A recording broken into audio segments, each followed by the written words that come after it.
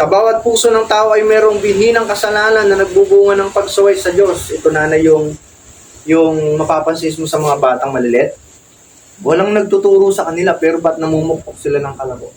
Dahil may binhinang kasalanan sa kanilang puso.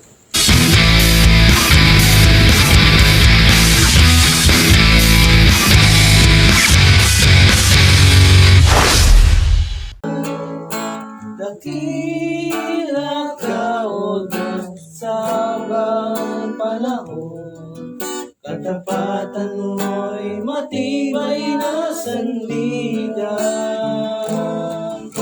Sa bawat pighati, tagumpay man ay naroon, daluyan ng pag-asa kung kailang ay dinahon. Pag-ibig mong malay sa'kin noon hanggang ngayon, dakila ka, O Diyos.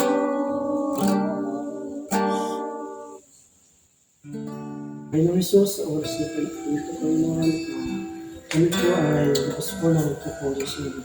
Salamat, Panginoon. Maraming salamat po, Panginoon, sa lahat ng ginawa niyo.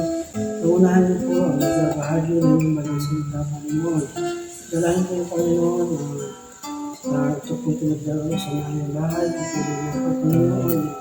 Kayo patuloy na nanguna sa kanila, kayo patuloy na mag-ingat, mag-bless sa kanila, Panginoon. Salamat po at patuloy na po, Panginoon, na silang po namin. Binabalik ang aming mataas na pagpapatuloy at sa salamat sa matamis na pangalan ng aming Panginoong Jesus. Isang magandang hapon uli, nanay. Salamat po dahil patuloy na bukas ang inyong tahanan para po sa gawain ng Panginoon. Naalala ko po yung nung nakakarang linggo kasi nanay, naimbitahan po kami na magninong sa kasal. Ngayon, di nandun na kami bro sa may handaan. Nandun na kami sa reception. Ngayon, tinatawag yung mga ninong, mga sponsor. Nasa likod ko si pastor, sabi kong gano'n.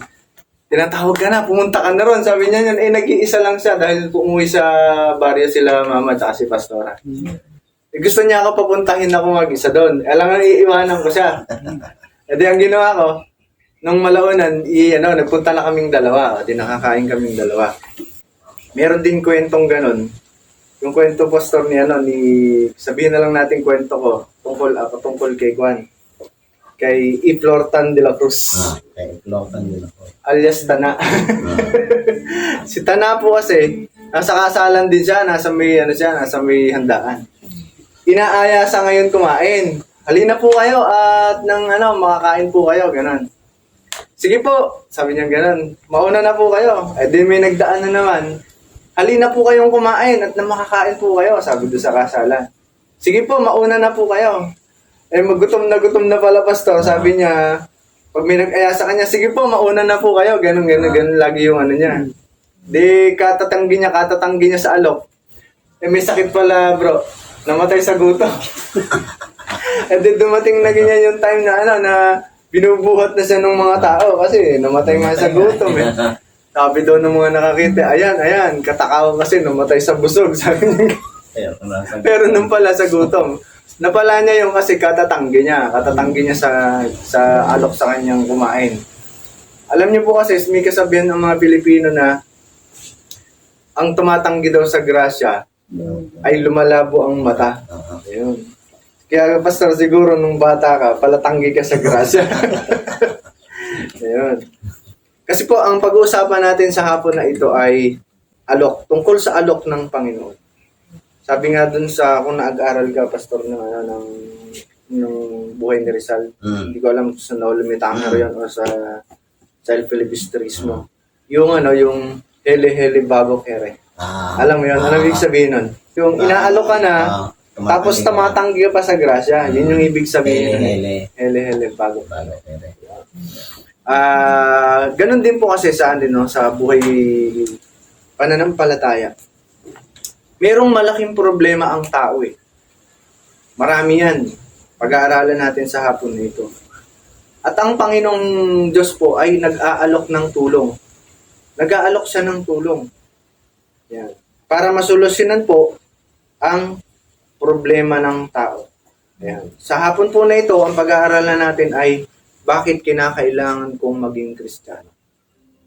Kasi may problema ang tao na dapat masolusyonan. Kaya kinakailangan talaga natin na maging Kristiyano.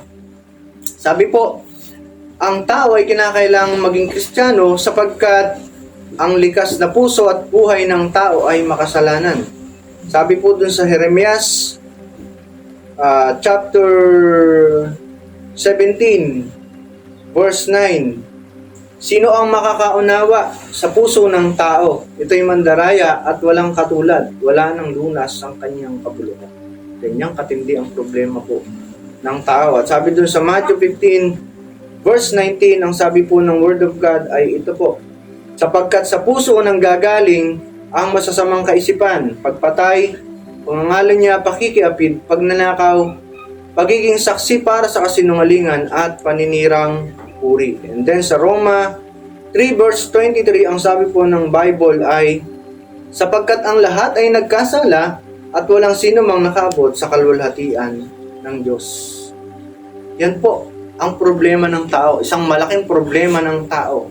Ang tao po ay nilikha ng Diyos na malinis at banal. Nung kasinanay nung unang panahon, ay ginawa ang mga tao, si ating ninunong si Adan at si Eva, banal yun. Wala silang bahid dungis, kumbaga.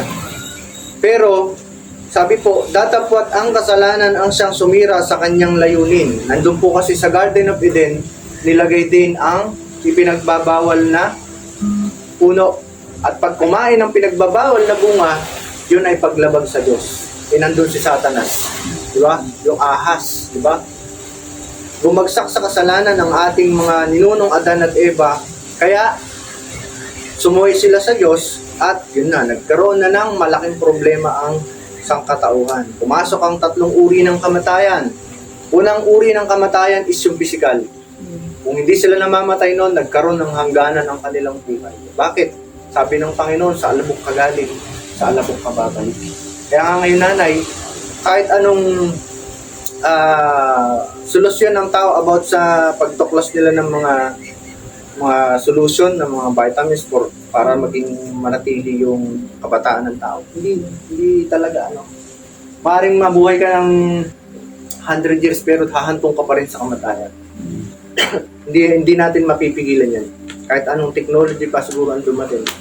Hahantong tayo sa kamatayan. Ikalawang uri ng kamatayan, nung bumaksak si Adan at si Eva sa kasalanan, ay yung spiritual na kamatayan. Dati ka-fellowship nila ang Panginoon. Nakakasama nila, nakakakwentuhan nila ang Panginoon. And then, bumaksak sila sa kasalanan. Pinalayas na sila sa Garden of Eden. Alam niyo ba bro na kung hindi sana ganun ang nangyari, talagang tayo pag nagutom, pipitas lang siguro tayo ng buwang kahoy. Magtutustusan yung ating gutom. Ngayon po, kahit magpapakamatay ka muna sa buwig bago ka kumita ng pera para mabuhay mo ang iyong sarili at ang iyong pamilya. Sayang. Hindi natupad yung ganoong layunin ng Diyos. Katlong uri ng kamatayan nang sila ay bumagsak sa kasalanan ay yung eternal na kamatayan. Ito na yung walang hanggang pagkahiwalay natin sa Diyos sa kabilang buhay. Yung laglalagablab na asupre. Yun po. Kaya napakalaki ng problema ng tao, kaya kinakailangan nating maging Kristiyanos dahil ang likas na puso at buhay ng tao ay makasalanan. Sabi po, sa bawat puso ng tao ay mayroong binhi ng kasalanan na nagbubunga ng pagsuway sa Diyos. Ito na yung mapapansin mo sa mga batang maliliit. Walang nagtuturo sa kanila pero ba't namumukpok sila ng kalabo? Dahil may binhi ng kasalanan sa kanilang puso. Minana natin yon dun sa ating ninunong Adan at Eva. Kaya nga nung nanganak si Eva, si Cain at si Abel, dun pa lang nagmanifest na talaga yung manang kasalanan na yun. Anong ginawa ni Cain kay Abel? Pinatay niya kasi hindi nagustuhan ng Diyos yung handog ni Cain. At ang pinagdiskitahan niya is yung kanyang kapatid na si Abel. Diba? Yun. Kaya mapapansin mo, pag isinilang na yung bata, lumalaki yan, bigla na lang siyang nang-aaway ng kanyang kalaro kasi yung manang kasalanan na yun ang nagtutulak sa kanyang manakit ng kapwa, magsinungaling, pumatay, magnakaw. Yan yun. Kaya pag hindi yan nasolusyonan, malaki ang problema ng tao. Kaya kailangan talaga tanggapin natin yung alok na tulong ng Panginoon. Kailangan nating maging Kristiyano. Ang tao ay malayo sa Diyos at malayo rin sa buhay na mainam na nais ipakamit sa Kanya ng Diyos. Gusto ng Panginoon na mapabuti ang buhay natin. Kaso may problema.